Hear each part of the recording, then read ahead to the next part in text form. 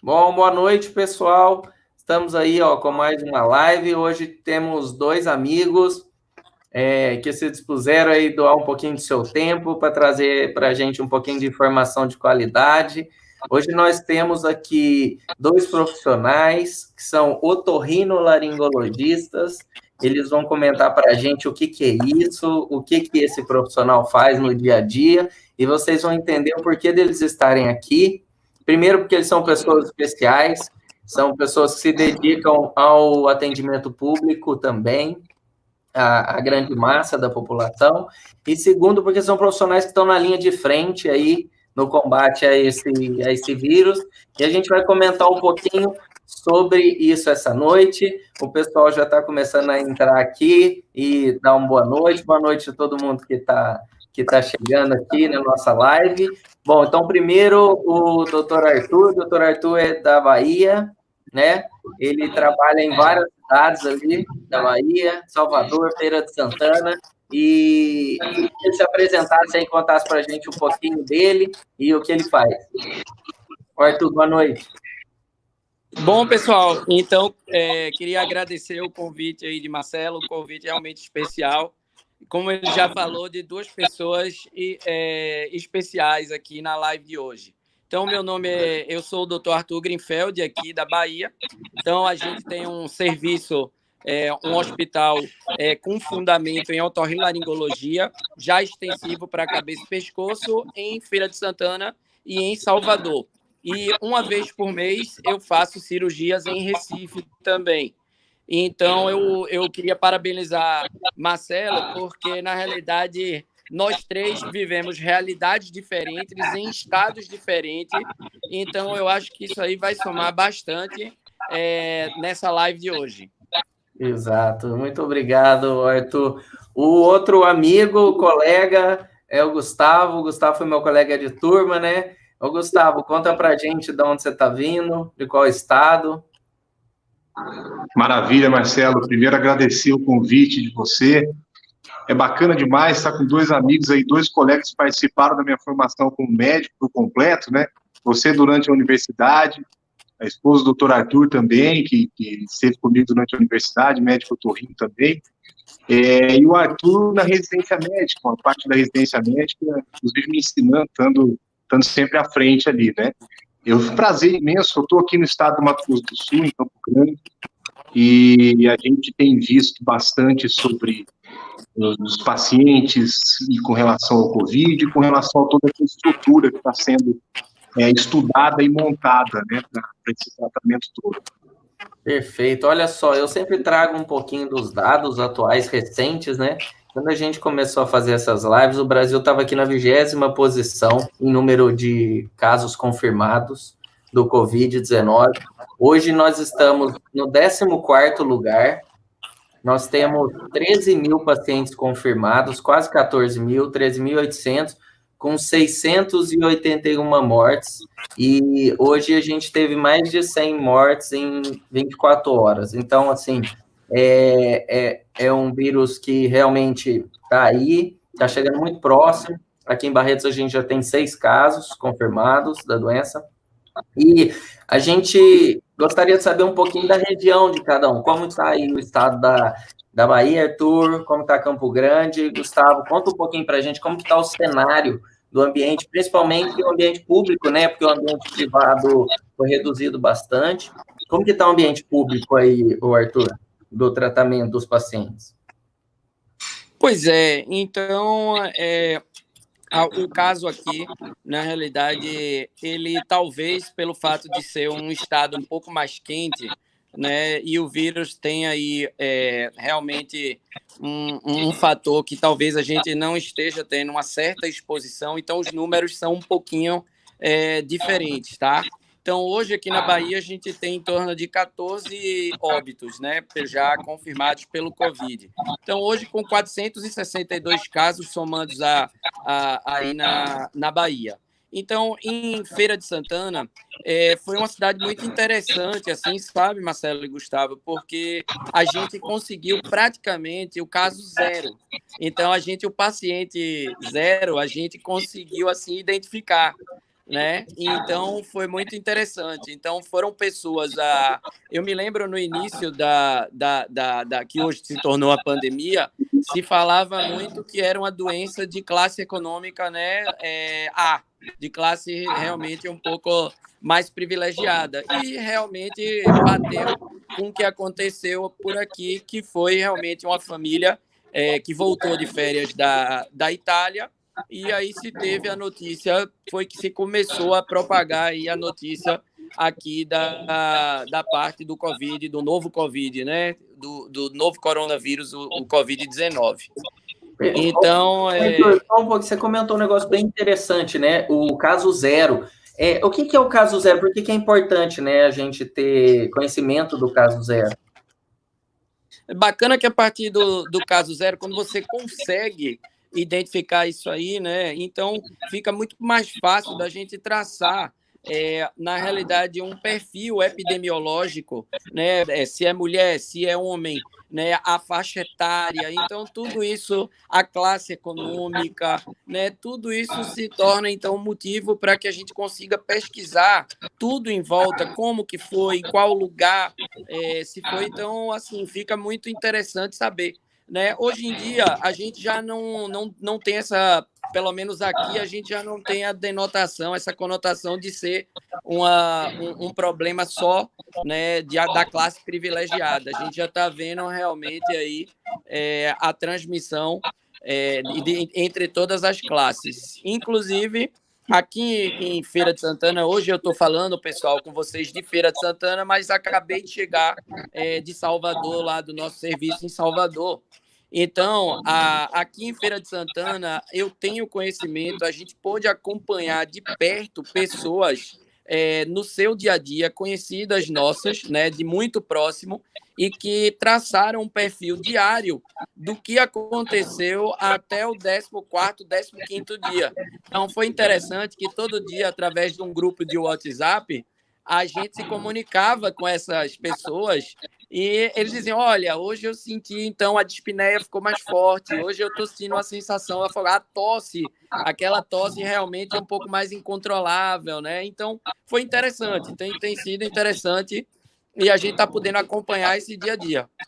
Perfeito. E em Campo Grande, Gustavo, como que estão o número de casos crescentes? Os hospitais estão dando conta dos casos que estão chegando? Como que está por aí? Então, Marcelo, os casos aqui no estado do Mato Grosso do Sul, eu tenho até alguns dados atualizados, né? Para você ter uma ideia, até ontem nós tínhamos 66 casos confirmados no estado. Hoje, eu vou traçar um panorama rápido aqui para você ter uma ideia. Nós temos 80 casos no estado do Mato Grosso do Sul confirmados. Desses, 29 estão em isolamento domiciliar. 33 já fizeram a quarentena e já estão sem sintoma. 16, isso é interessante, de 80, 16 estão internados. Olha. E nós tivemos 2 óbitos nesses 80. O segundo óbito foi no dia de ontem, né? De uma cidade interiorana. Aliás, os 2 óbitos são dessa mesma cidade, uma cidade muito pequena, em torno de 20 mil habitantes.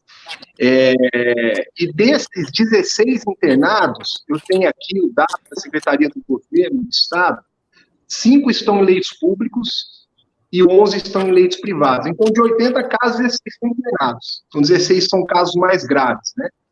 E nós tivemos um crescimento de 14 casos. Hoje, o dia pior do estado foi no dia de hoje, né?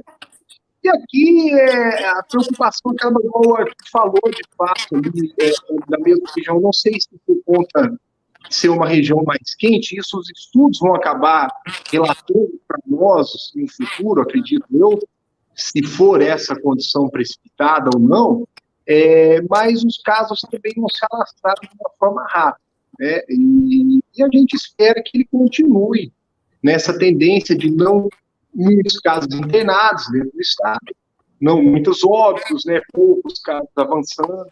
Eu acho que o interessante é isso. O estado está conseguindo controlar, né? Agora nós vamos saber o porquê desse vírus ser menos virulento em determinadas regiões, vai depender muito dos próximos estudos e do que a gente for ver no decorrer dos meses, eu acredito. Perfeito. Ô Arthur, essa palavra eu até escrevi aqui, ó, otorrinolaringologista, né? É uma palavra bem complexa, né? Assim, que tipo de doença vocês tratam e cuidam? Então, a otorrinolaringologia, ela na realidade, ela é uma especialidade bem ampla, né, Gustavão? Então, na realidade, a gente tem as subespecialidades dentro da otorrinolaringologia. Então, a gente compreende ali o ouvido, nariz e garganta, mas, por exemplo, eu fiz ouvido, nariz e garganta, 3 anos de residência em otorrinolaringologia e fiz mais 2 anos em cirurgia plástica facial. Então, a otorrinolaringologia ela tem a parte do fellowship, que seria essas subespecializações, como especializações ligadas ao sono, especializações ligadas à parte do ouvido biônico, né? Que seriam os implantes cocleares e que a gente chama de fisiologia da audição. Entre outras, né?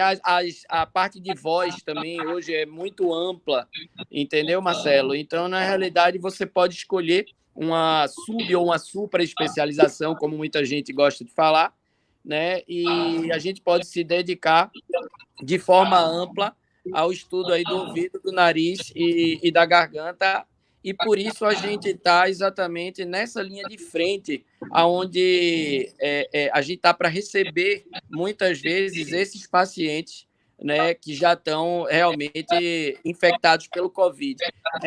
Salvaguarda, alguns amigos de Bérgamo, que foi uma das cidades mais afetadas. A gente tem, na realidade, aqui no serviço, um grande amigo, o doutor Enrico Robotti, lá em Bérgamo. Então, a gente, de prontidão, escrevemos aqui um e-mail para ele, perguntando como que estava a situação, e antes de sair até na mídia, ele já disse que realmente os otorrinos eles estavam na frente de batalha, eles estavam realmente recebendo aquela primeira bala, né? E foram os médicos realmente que mais contraíram nessa cidade o Covid por estarem exatamente na porta de entrada, né? As vias aéreas superiores. Perfeito. Ô, Gustavo, a gente comentando, né, e aqui esses dias, nós percebemos que os sintomas da Covid são sintomas semelhantes a uma gripe, né? E eles podem gerar confusão nesse momento atual, né? Muitos pacientes terem gripe e serem suspeitos como pacientes Covid positivo, né? O que são, assim, esses sintomas gripais frequentes e a relação com o Covid-19? Então, Marcelo, os sintomas eles são bem parecidos em algumas situações, porque, como o Arthur mesmo disse, a gente trata muito com a via aérea superior, né? Então, todos esses sintomas de nariz, de boca, eles são muito comuns. Por exemplo, tosse, né? Cerca de 60% do movimento otorrinolaringológico, em algum momento vai ter esse quadro de tosse. Então, o paciente com rinite vai estar espirrando, então espirros, tosses, obstrução nasal, que é o nariz entupido, que é muito comum dos quadros de uma rinite agudizada, né, que a gente fala, aquele paciente alérgico que vai piorando, principalmente nessas mudanças sazonais da temperatura, né, isso acaba acontecendo, os quadros de sinusite, a rinocinusite, né, esse paciente pode estar com um quadro de nariz entupido, obstruído. Os pacientes podem apresentar também quadros de dispneia, não é tão comum, né, para o paciente com uma doença otorrinolaringológica apresentar dispneia, provavelmente ele vai estar num quadro muito avançado, principalmente os quadros de rinocinusite, e provavelmente pode ter uma associação de quadro de asma junto com o quadro de pneumonia. Então não é tão comum, mas tosse, espirro, dor de garganta, febre, congestão nasal, com a obstrução do nariz, são sintomas que estão comuns nos pacientes que estão apresentando quadro novo coronavírus, do Covid, que são sintomas que a gente atende no nosso dia a dia, né? Que a gente visualiza no nosso dia a dia. E a maioria desses pacientes são sintomas leves, né? Que a maioria poderia até ficar em casa e não procurar de imediato uma unidade de urgência, um pronto atendimento. Com certeza. Na verdade, esses sintomas, a maioria o nosso dia a dia, eles se mostram leves. Então, o paciente tem uma coriza leve, né, uma secreçãozinha nasal, uma obstrução, que é o entupimento do nariz muito leve, começa esse quadro de fato, como você falou, a tosse leve, a tosse que não é produtiva, que não é incessante, esse paciente deve aguardar em casa, primeiro porque se ele for um paciente sintomático leve, ele não vai evoluir, que é o que a gente está percebendo em mais de quase 80% dos casos, né? E ele também, não indo a uma unidade hospitalar, que é uma unidade onde concentra, na teoria, um pouco maior o número de carga viral, o número de vírus circulando, ele não vai piorar, ele não vai adquirir mais carga viral se lá tiver, por exemplo, no caso que nós estamos falando aqui, o Covid-19, e ele também não passa para o resto da população e não faz essa cadeia, né, de passagem, de transmissibilidade dos vírus, ele acaba diminuindo essa cadeia. Então, ele aguarda um pouco em casa com os sintomáticos, medicações para febre, chás, e água, soro fisiológico nasal, em alguns casos, né, e depois a gente vai falar que isso, às vezes, no caso do Covid, pode ou não ser indicado. Então, é interessante realmente aguardar um pouco em casa, se o sintoma é leve, piorando o sintoma, nós temos aí canais que cada secretaria estadual está designando para falar, né, e os consultórios médicos, né. Perfeito. Temos muitas pessoas interagindo com a gente aqui, ó. O pessoal mandando um abraço para vocês, a Leila mandando um abraço para o Arthur, falando que é um excelente profissional. O pessoal mandando um monte de abraço para o Gustavo, o Henrique Tomé. É interessante que a gente tem gente do país inteiro e já a gente responde os questionamentos dele, as dúvidas. Tem a Lídia, ó, de Feira de Santana, o pessoal da Bahia aí vem em peso hoje. Ouvi um pouquinho do que tá para comentar. Um beijo grande para todo mundo. É um prazer estar aí. Marcelo, Gustavo, se vocês me permitem complementar essa brilhante explanação valor, existe uma situação relacionada à tosse. Então, a tosse na otorrinolaringologia, ela realmente é bem ampla. Então, nesse primeiro momento, teria até um tripé. Então, de forma a esclarecer para a população, o que acontece? Existe uma síndrome chamada síndrome pós-viral. Então, essa síndrome pós-viral, ela pode realmente causar uma tosse um pouco mais persistente, mesmo após, como já diz o nome, uma infestação, uma infecção viral, que ela pode durar de 2, 4, muitas vezes até 6 semanas, as pessoas ainda referem tosse. Existe uma outra situação, pessoal, quando a gente tem a famosa rinopatia inflamatória crônica inespecífica, a famosa rinite. Então, um dos sintomas da rinite seria um aumento da parte secretiva nasal, né? Que aí as secreções vão ser mucoides, hialinas, piáceas, aí vai depender realmente do tempo de evolução da doença, mas elas podem causar um gotejamento posterior, né, Gustavo? Então, aquilo ali pode gotejar e pelo reflexo da glote, aquilo ali, então você vai realmente tossir. E que também pode, na maioria das vezes, ela é intermitente, né? Ela não é persistente. Mas o COVID, os principais relatos, é claro que em medicina tem aquele jargão, nem tudo, nem sempre, mas os principais relatos são que as tosses elas são um pouco mais persistentes. Então, ela duraria, muitas vezes, até alguns minutos de tosse, né? Então, ainda ressalto a tosse por refluxo faringo-laringeu, que aí eu não vou adentrar muito, porque é um assunto muito amplo, né, Gustavo? Mas que seria outro... Então, esse tripé na otorrinolaringologia em relação à tosse é muito importante, além de outros fatores também. Perfeito. Então, é interessante, né? Você falou, a síndrome pós-viral é quando o paciente tem um monte de sintomas, né? E depois dele ter tido uma infecção por um vírus qualquer, né? E não necessariamente a COVID. E dele desenvolve essa tosse e que pode mascarar ou confundir com esse momento atual, né? E essa outra interessante, essa inflamação, né? Da rinite, que faz com que secreções, líquidos, na parte de trás do nariz, né? vão irritar a mucosa e gerar tosse, né? Uma tosse, como você comentou, frequente, né? Excelente. Então, é interessante isso, que até o padrão da tosse pode ser diferente nos quadros de infecções virais diferentes, né? Perfeito, Exato, perfeito. Então, basicamente isso aí. Certo. E tem também os sintomas relacionados à alergia, né? Que vai chegando nesse momento do tempo, né? São mais intensos, certo? De fato Marcelo, porque a gente tem, se você categorizar a rinite, né, em rinite alérgica, você pode dividir ela em rinite sazonal, como o próprio nome diz, varia com a temperatura, né? A sazonalidade, com mudanças de temperatura, verão, primavera, enfim. Né? Então, esse é um momento onde no consultório de otorrinolaringologia, o otorrino, ele atende muitos casos de piora no quadro de rinite. E tem um paciente que tem a rinite que é permanente. O que é a rinite permanente? Ele vai estar sempre com rinite. E alguns fatores são determinantes para que ele venha apresentar os espirros mais incessantes, às vezes o quadro de tosse, que são a determinado alérgeno, que a gente chama, ou seja, ele tem alergia a pólen, tem alergia a pelo de gato, tem alergia a determinadas substâncias, vai desencadear o quadro. Mas este é um momento muito comum, né, para a gente, os quadros de rinite desencadeados, de fato.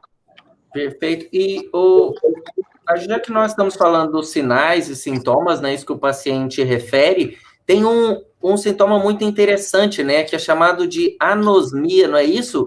Ele tem sido relatado por muitos pacientes, né? Vamos conversar um pouquinho sobre isso. O Arthur, conta pra gente. Eu vou até escrever essa palavra aqui, que é uma palavra um pouquinho complexa. Perfeito. É isso? A anosmia ou hiposmia tem sido relatado realmente por alguns pacientes, né?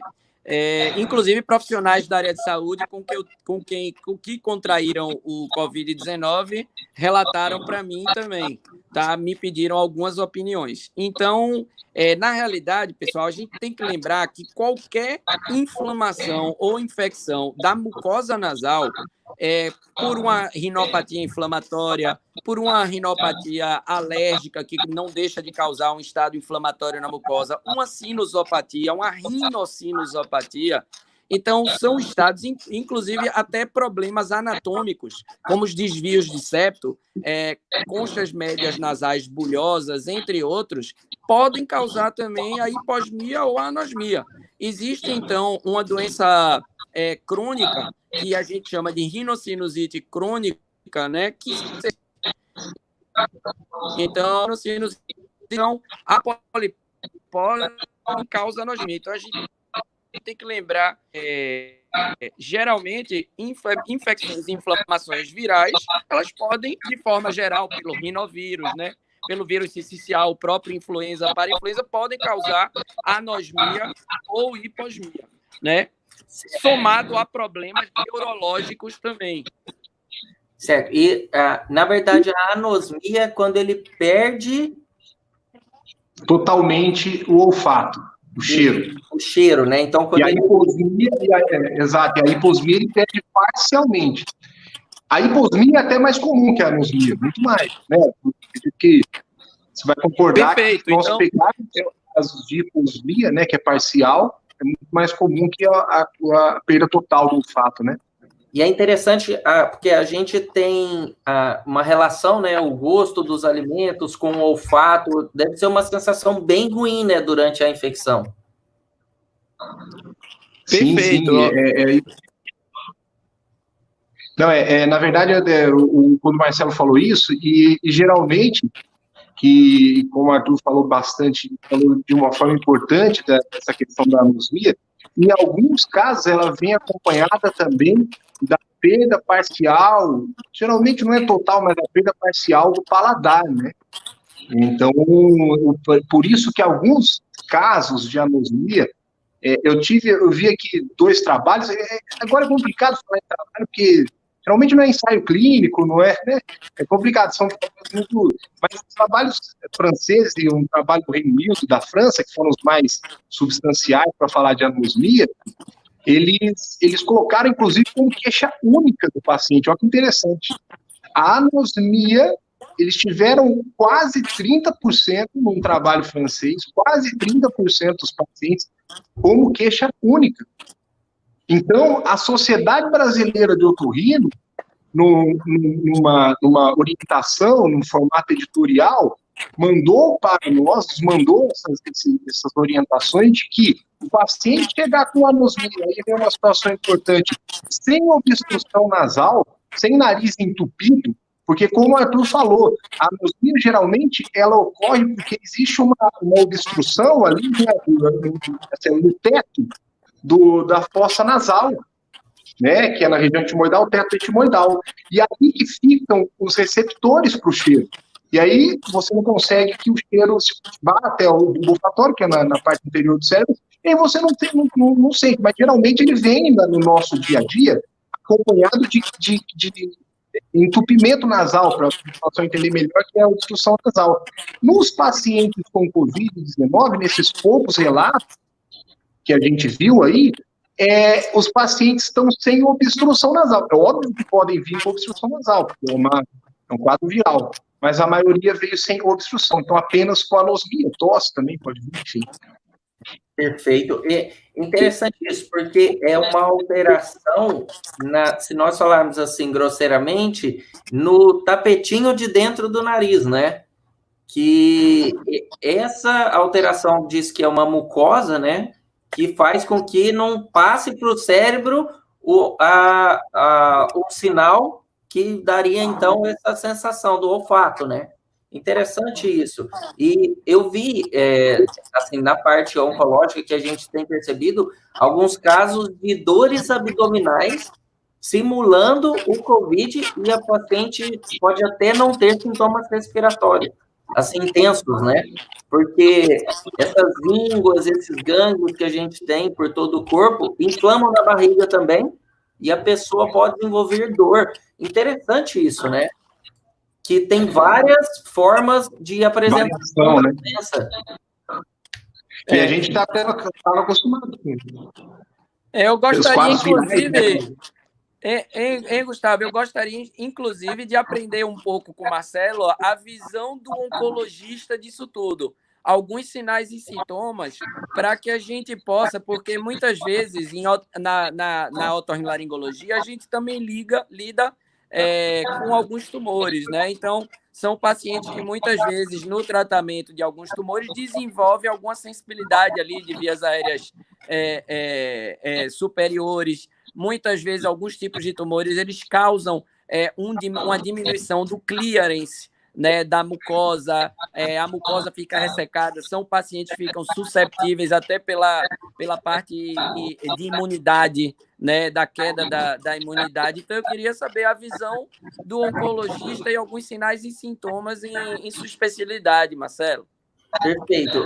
O que a gente tem visto, Arthur, os pacientes, de princípio, nós estamos evitando com que eles cheguem até nós por causa da contaminação que teriam nós outros doentes, né?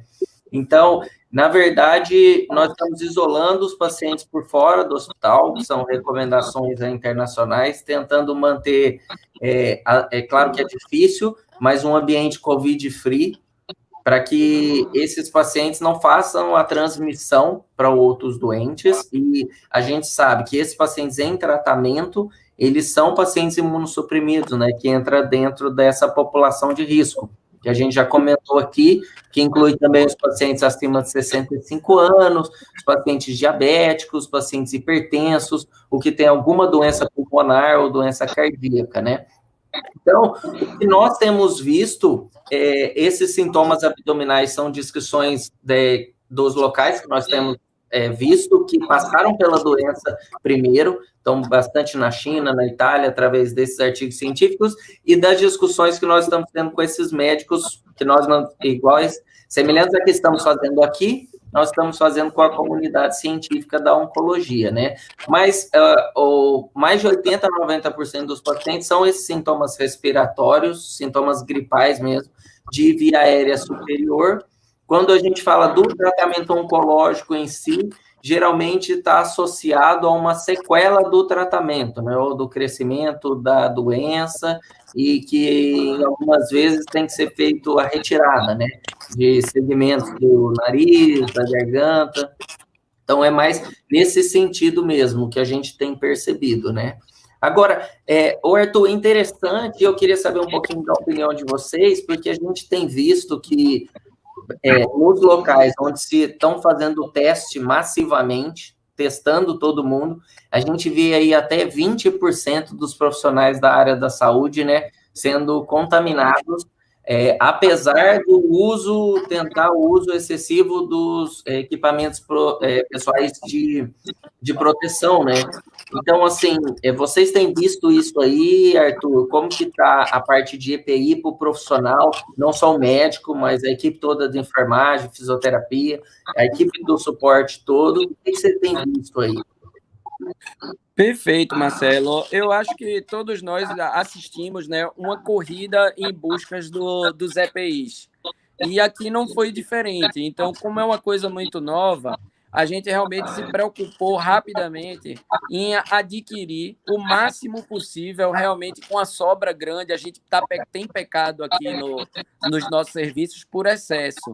Então, hoje, o nosso atendimento básico, ele se resume ao preconizado realmente aí pela ANS, as máscaras AN95 para os profissionais da área de saúde, ou a NF2 ou a NF1, mas dando a predileção aí para a N95, né? Então, o capacete também a gente tem utilizado, e a gente tem feito realmente turnos diferentes, ou seja, reorganizou-se todo o modus operandi hoje do atendimento hospitalar e atendimento de ponta, atendimento ali, aquele atendimento emergencial em prol da não aglomeração, né? E uma outra visão que a gente está tendo agora é que, em algum momento, as cirurgias eletivas da nossa área, né, Gustavo, vão ter que voltar.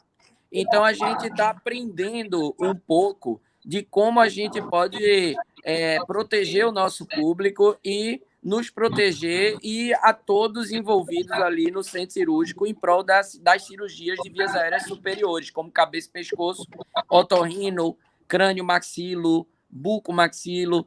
Então, uma coisa que a gente estava, inclusive, discutindo hoje, coincidentemente, era de forma segura a gente conseguir testes rápidos, né, para esses pacientes que serão submetidos a cirurgias eletivas. Então, essa seria uma forma ideal, ainda não é o que a gente vai ver, mas a gente tem feito contatos aqui com amigos de laboratórios, né, e a gente tem conseguido realmente tá prometido para, no máximo até semana que vem, um certo número dos testes rápidos, né, aqueles que teriam até 80% aí de fidedignidade, para que a gente possa, então, colocar o paciente no centro cirúrgico com o maior cuidado possível. Perfeito. Ô, Gustavo, o pessoal de Itajubá tá mandando um abraço para você, ó. Falando que você é um excelente Itajubá, né? Saudade. Manda um abraço bem-vindo para todos, porque Itajubá é um lugar espetacular, um dos melhores lugares do mundo, sem dúvida. Com certeza. A gente sabe, né? Uma cidade muito acolhedora, um clima muito bom, né? E, Gustavo, e você tem percebido aí essa dificuldade dos equipamentos de proteção individual para os profissionais da saúde? Tem, Marcelo, essa correria, como o Arthur disse ali, fato que não tem fronteira, acho que é para todo lugar que está acontecendo, né? Então, aqui, por exemplo, no meu dia a dia, nos dias que eu atendo, né, nos momentos que eu atendo, acabo usando a máscara N95. O Arthur falou que, por coincidência, é um protetor facial aqui.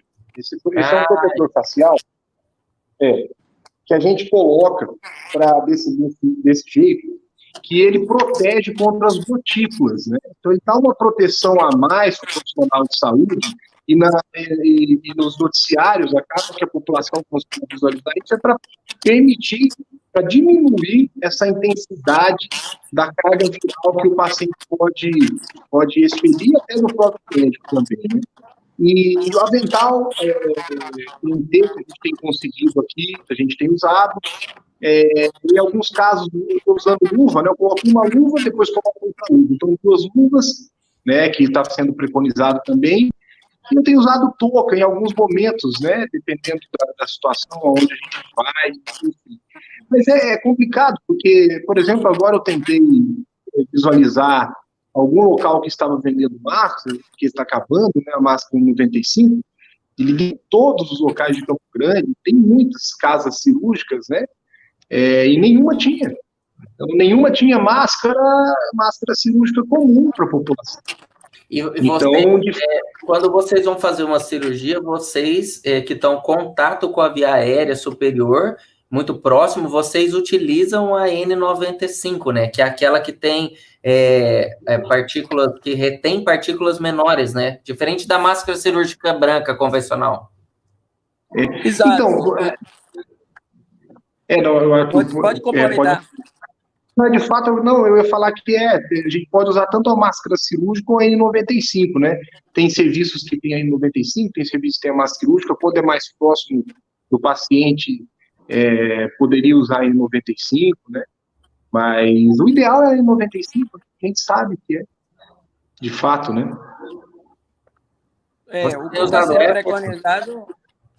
O que está sendo preconizado é exatamente isso, né? A lavagem já usual do nosso material com Cidex, né? Que é o desinfetante ali para materiais especiais, para esse tipo de material, e somado realmente a N95.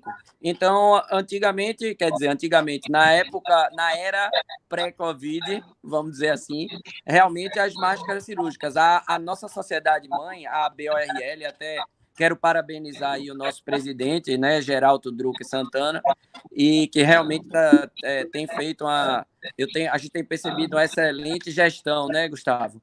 Ele tem sido muito atuante com toda a equipe, né, Fabrício Romano, Vilma, então todos eles realmente têm tido atuações, foi fomentado um novo grupo de WhatsApp, onde praticamente quase que diariamente a gente recebe informações muito bacanas a respeito da evolução e do que a gente deve fazer e como fazer. Perfeito. Temos 2 perguntas aqui, 2 ouvintes. Um é o André Silveira. André Silveira é nosso colega, estudou com a gente. Ele está perguntando qual critério vocês têm utilizado para indicar o teste do Covid-19 para os pacientes. O Arthur comentou uma coisa interessante e que está descrito nos artigos, que na cirurgia oncológica a gente discutiu isso nos grupos, que para todo paciente que fosse submetido à cirurgia, nesse momento, o ideal seria fazer o teste nele, né? Porque é interessante para ele não contaminar os outros pacientes e a própria equipe cirúrgica também, né? Perfeito. Primeiro os mais velhos, já que André perguntou, pode ir, Gustavo. De fato, André é um amigo querido nosso, né, de todos nós. Eu acho que eu indico o teste para o paciente no meu dia a dia, ali no ambulatório, no consultório, de acordo com o que está sendo preconizado, aliás, de forma muito com muita tranquilidade pelo Ministério da Saúde, muita capacidade, a gente tem visto isso, nos casos mais graves, de fato, né? E no paciente com a tosse mais incessante, com um quadro de piora do estado geral, mialgia, né, que é a dor muscular, a febre que persiste, e eu tenho seguido a recomendação também atual da sociedade brasileira nessa questão da anosmia, que nós falamos bastante, né, Marcelo? Eu acho que o paciente com anosmia súbita, né, uma anosmia súbita, sem nenhum dado clínico, ou seja, sem nenhum quadro crônico de rinite, sem nenhum quadro crônico de uma piora de um resfriado, ele deve ser suspeitado de Covid. Porque não foram poucos pacientes, a gente falou, apesar dos ensaios não serem, os estudos não serem tão comprobatórios assim, houve um número muito expressivo, né? Então, eu já tive um caso de anosmia única, e anosmia mesmo, a perda total do olfato, e fiz o pedido do exame, né? Então, tenho tomado essas determinadas atitudes. Agora, o secretário local, o secretário do Estado, ele disse que vão começar aqui em Campo Grande, primeiro, que é a capital, um estilo drive-thru, né, que fizeram ali na Coreia. Então, eles vão, determinados pacientes vão ser orientados a fazer os testes. Eu acredito que vai facilitar bastante isso tudo. Perfeito. E, Arthur, o que você iria comentar, além desses pacientes, né, que vão ser submetidos a cirurgias marcadas, né? A gente aqui procurou, sabe, Marcelo, como a gente está dentro de uma instituição, então a gente procurou fazer um protocolo. Então a gente fez algumas reuniões com a nossa enfermeira-chefe e a gente, desde o call center até o primeiro balcão, ou seja, aquele primeiro contato do paciente, assim que ele adentra na instituição, a gente procurou fazer já uma triagem, aonde tem aquela tríade, né, Gustavo? A febre, a tosse e a dispneia. E a gente procurou triar também da onde esse paciente está vindo. Então, a partir desse momento, onde acende a luz do otorrinolaringologista em relação ao Covid-19, a gente notifica a nossa enfermeira-chefe, né? E aí ela vai, então, procurar a Secretaria de Saúde local, ela já tem esse contato praticamente direto, aonde a gente vai, então, notificar a suspeita, né? Então, o que me chama mais atenção, além de todos esses fatores aí que Gustavo brilhantemente já pontuou, seria a dispneia. Então, no início aí do nosso bate-papo, Gustavo comentou que a dispneia ela não seria uma dispneia assim, mais forte, onde alguns pacientes relatam uma sensação de afogamento, né? Então, o afogamento, esse tipo de sensação não é uma queixa típica da otorrinolaringologia. Então, um sinal de alerta muito grande para a gente seria essa tosse persistente, a febre realmente, nós otorrinolaringologistas, a gente já está bem acostumado, até porque outros vírus e infecções bacterianas podem cursar com estados febris, né? Mas muito a dispneia somada à tosse mais persistente, ela já geraria aí um alerta somado à hiposmia, anosmia, todos esses fatores que Gustavo falou anteriormente. Perfeito. A Inês está comentando com a gente aqui que o ideal seria os testes para os casos mais graves, né? De fato, nesse momento em que a gente não tem os testes, a gente acaba individualizando o caso e fazendo nesse sentido, né? Mas nós estamos comentando aqui os casos que seriam ideais, né? Para a gente estar realizando o teste. É claro que as recomendações falando que a população foi mais testada, teve como fazer o isolamento dos acompanhantes, aqueles que realmente entraram em contato com os casos, para evitar os casos graves, né? Que seria o objetivo final, e evitar menos mortes, né? Mas muito bem lembrado por ela está comentando aqui sobre lembrar o H1N1. Exato, a gente sempre descarta um tipo de vírus, né? Mas no momento que a gente vive uma pandemia, a gente precisa descartar isso que é um pouco mais grave no momento, que está atingindo essa grande massa, e daí, mais claro que isso também é pensado, e os testes, lembrando que também são feitos para outro tipo de vírus. O teste não é feito único, exclusivamente para o Covid, né? Não é isso mesmo, Gustavo? Exato, você faz o teste com os outros tipos de vírus também, né? Que, apesar de nós estarmos vivendo uma pandemia, é esperado um número alto, todo ano é esperado um número alto de influenza. O H1N1, óbvio, nós temos aí a vacina, não tem para toda a população inicialmente, mas vai gradualmente, aos poucos, acontecendo, de imunizar uma grande parcela, mas é um vírus atuante, né? Nós estamos há alguns anos já com o H1N1, mas, por sorte, ele não impulsa com tantos fatores complicantes quanto a gente tem percebido no Covid, né? Mas nós vamos pegar, acredito, Marcelo e Arthur, alguns meses um pouco mais difíceis, não estou falando só com o aumento de casos, mas difíceis pelo diagnóstico, veja bem, porque nós estamos falando dos pacientes com gripe que pioram nos meses de junho, nos meses de maio, nós estamos falando do H1N1 que vai voltar a aparecer mais agora, né? Aí, quadro de doença. Então, assim, a gente tem que estar bem preparado, né?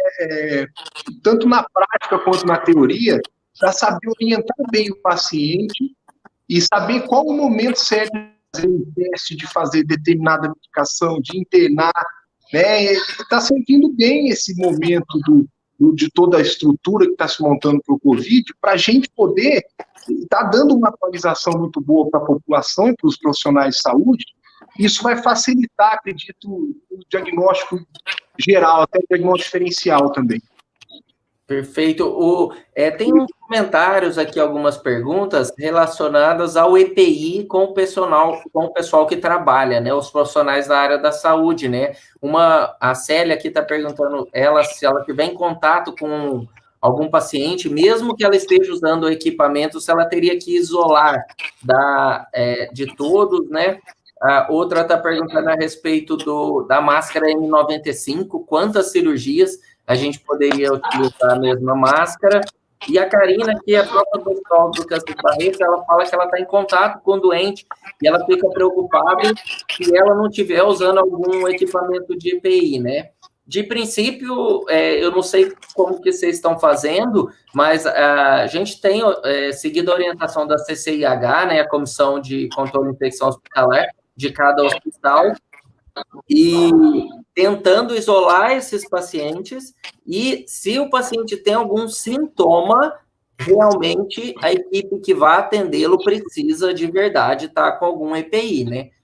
Não é isso, Arthur? Não, perfeito, exatamente. Isso aí, né, já é uma questão até muito mais até de bom senso, né?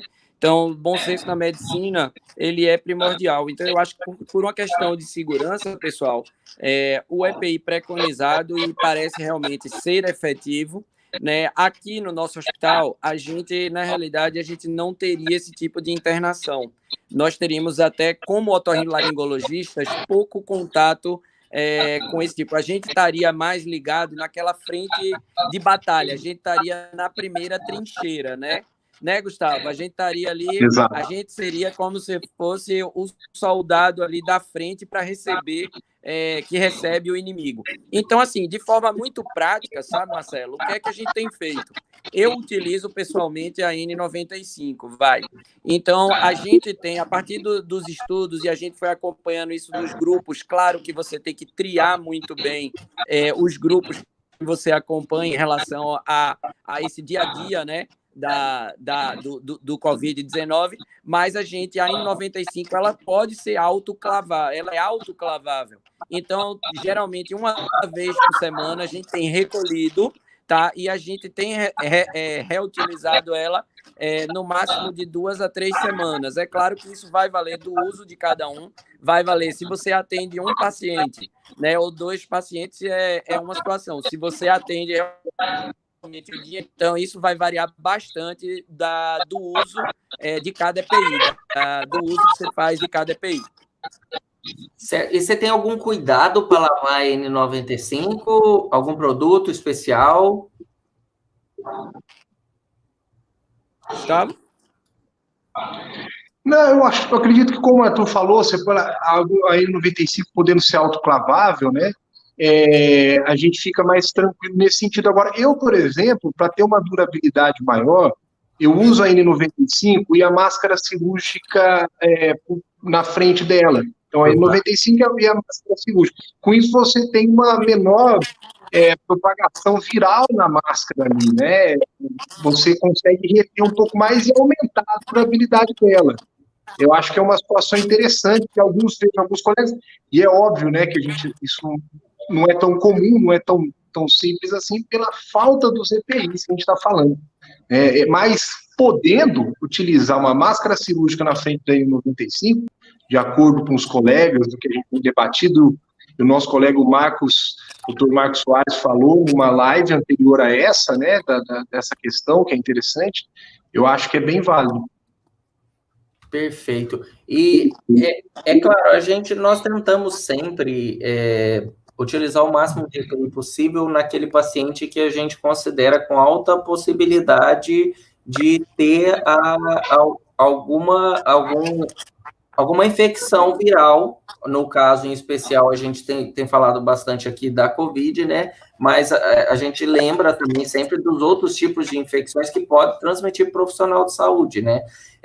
Infelizmente, no momento, a gente está com uma falta pela alta demanda, né? Então, o ideal seria utilizar essas máscaras, principalmente aquele profissional que está na linha de frente, que vai estar em contato direto com a via aérea superior, né? A garganta, o nariz, e por isso, se tiver à disposição, seria interessante utilizar, mas se não tiver, deveríamos guardar para esses profissionais.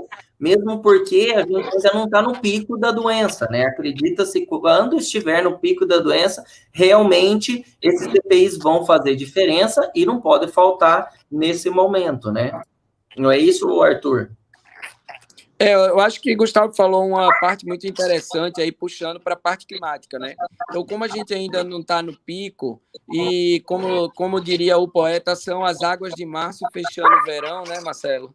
Exato. Então, a gente está esperando, o vírus parece ter uma sensibilidade aí maior ao calor, então a gente está esperando as outras infecções virais que virão a partir aí do final do verão, esse início aí que a gente está enfrentando aí de inverno, outono. Então, a gente realmente, como a Inês falou agora há pouco, a gente vai ter que ter algumas outras preocupações também. Então, a gente realmente ficar ligado. E uma outra dica muito boa foi essa da máscara cirúrgica por cima da N95, pessoal. Uma vez que, infelizmente, a falta e o aumento do custo do EPI é uma realidade hoje no Brasil. Perfeito. Bom, meus amigos, eu acredito que a gente conseguiu aqui resumir grande parte das dúvidas do público. É claro que sempre outras dúvidas virão. Nós vamos tentar aí nas outras lives contemplar todas essas respostas, que esse é o objetivo, trazer uma informação de qualidade. Eu queria aí a mensagem final, Arthur, agradecer você mais uma vez pela disponibilidade. Muito obrigado mesmo. Você tem alguma mensagem aí para o público? Eu queria agradecer esse momento assim tão precioso, né? Nesse momento de quarentena e que todo mundo está buscando por uma informação. Parabenizar mais uma vez você por conseguir aí reunir com esse sua brilhantia, você foi realmente um excelente moderador.